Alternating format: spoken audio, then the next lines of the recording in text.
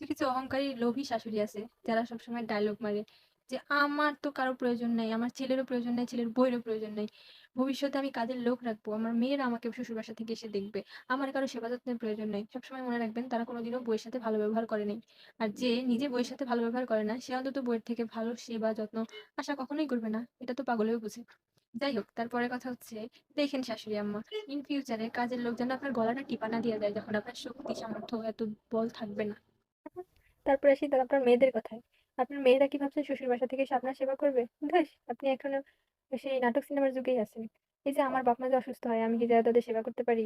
আমি কি দেখতে পারি? না, পারি না। আমার ভাইয়ের বই দেখে, আমার ভাইয়ের বই দেখবে, এটাই তার কাজ, এটাই তার ভবিতব্য। তো আমার মা যদি আমার ভাইয়ের বউয়ের সাথে ভালো ব্যবহার না করে, তার ফলেও কিন্তু সে পাবে।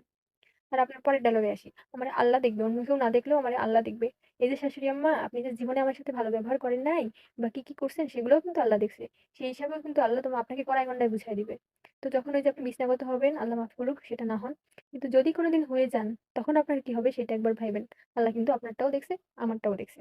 সো সমান, সমান পাবেন। আপনি যা করছেন সেটা আপনি পাবেন। আমি যা করছি সেটার ফল আমি পাবো। হুম। আপনি যদি ভেবে থাকেন টাকার জোরে আপনি দুনিয়া কিনে ফেলবেন তাহলে সেটা ভুল ধারণা। কারণ এই টাকার ক্ষমতা দিয়ে যদি সবকিছু করা যেত তাহলে হাসিনা এখনো তার গতিতেই থাকতো। আর সবচাইতে বড় কথা হচ্ছে, যখন মানুষের শক্তি না থাকে, সামর্থ্য না থাকে, তখন টাকার ক্ষমতা কোনো কাজে আসে না, কিচ্ছু হয় না।